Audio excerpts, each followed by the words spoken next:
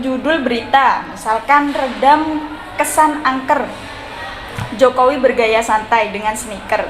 Kemudian ada lagi berita yang sepatu Anies dan Sandi, gubernur yang gagap birokrasi. Di sini jelas bahwa berita yang dibawa yang dengan aktor pelakunya Pak Jokowi itu penulis beritanya memarginalkan orang-orang yang sederhana. Ternyata membuat mindset orang yang membaca berita ini mendapatkan statement atau mindset, yaitu ternyata menjadi presiden itu ya tetap santai, tetap menjadi orang biasa, orang yang sederhana. Jadi itulah kelebihan dari pemberitaan yang dianalisis oleh teori Roger Fowler. Jadi bisa memarginalkan seseorang, bisa juga menimbulkan kelebihan dan kekurangan seperti itu. Jadi di sini ya dari judul itu sudah terlihat bahwa Jokowi itu terlihat santai, dan itu baik untuk pembaca beritanya. Ternyata Jokowi itu bergaya santai dengan sepatu sneaker yang tidak seperti presiden sebelumnya, misalkan harus jas, harus memakai sepatu pantofel misalkan seperti itu. Tapi beda dengan berita Anies dan Sandi, kan dianggap gubernur yang gagap birokrasi.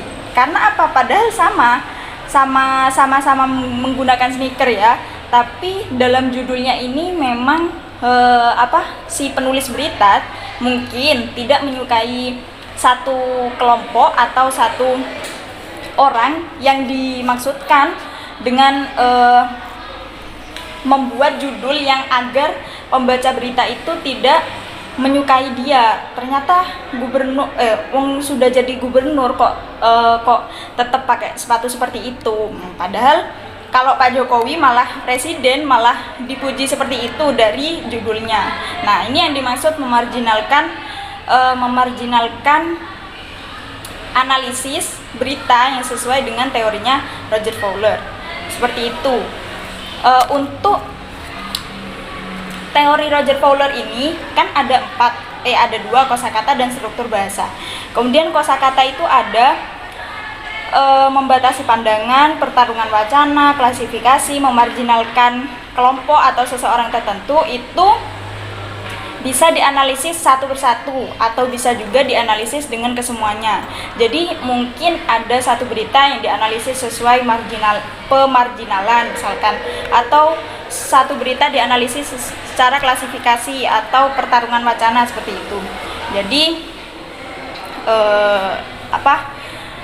teori Roger Fowler ini mudah untuk dianalisis dalam berita, mudah diterapkan dalam praktek sosial juga tuh.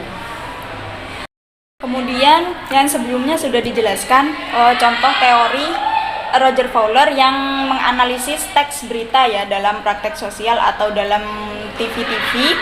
Nah, sekarang saya akan menerapkan teori Roger Fowler dalam kajian tafsir lisan. Nah, saya mendapat referensi ini bahwa bisa kajian Buya Yahya dalam tema Rahmatan lil Alamin itu bisa dianalisis dalam teori Roger Fowler. Tuh. Maksudnya seperti ini.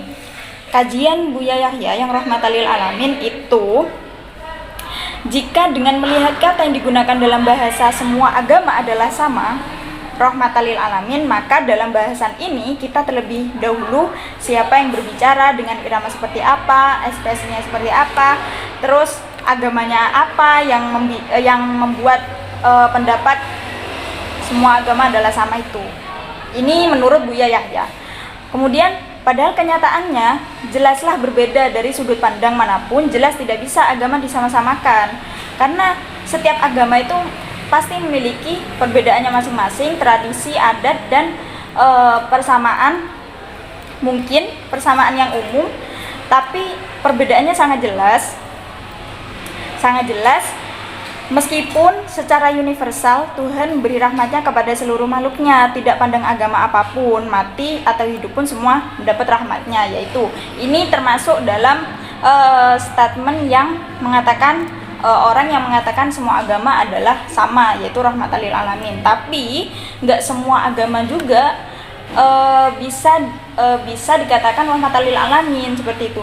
Jadi ini termasuk dianalisis dalam teori Roger Fowler itu masuk pada klasifikasi. Klasifikasi itu apa? Klasifikasi itu mengelompokkan sesuatu yang sama dan membedakan sesuatu yang sama. Dalam kajian ini itu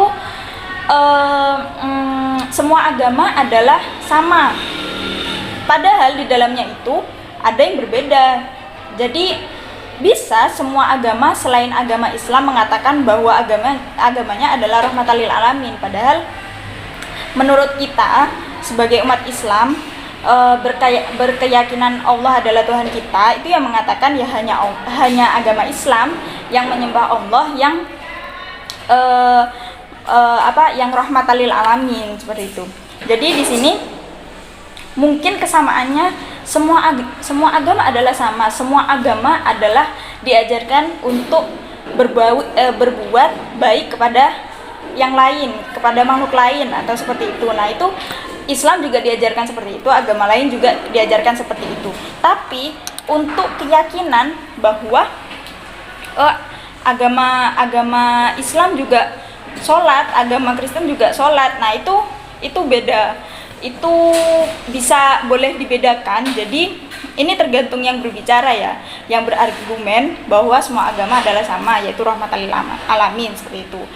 Tapi dalam hal kepercayaan ini tidak dapat dibenarkan menurut Buya Yahya, karena rahmat yang paling luar biasa hanya pada Islam. Hal ini sesuai firman dalam Al-Quran surat Al-Anbiya ayat 107 yang artinya yang berbunyi wa ma arsalnaka illa rahmatan lil alamin, yang artinya kami tidak mengutus engkau Muhammad melainkan untuk menjadi rahmat bagi seluruh alam.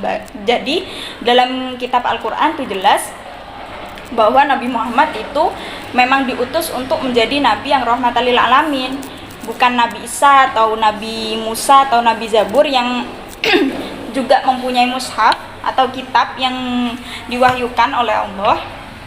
Tapi karena Nabi Muhammad ini nabi terakhir, maka diutuslah beliau untuk menjadi rahmat bagi seluruh alam. Jadi statement itu dibantah oleh Buya Yahya bahwa semua agama adalah sama, yaitu rahmatan lil alamin. Jadi itu dibantah ya. Kemudian itu anggapan, itu argumen dan kajian tafsir lisan dari Buya Yahya. Sekian, terima kasih.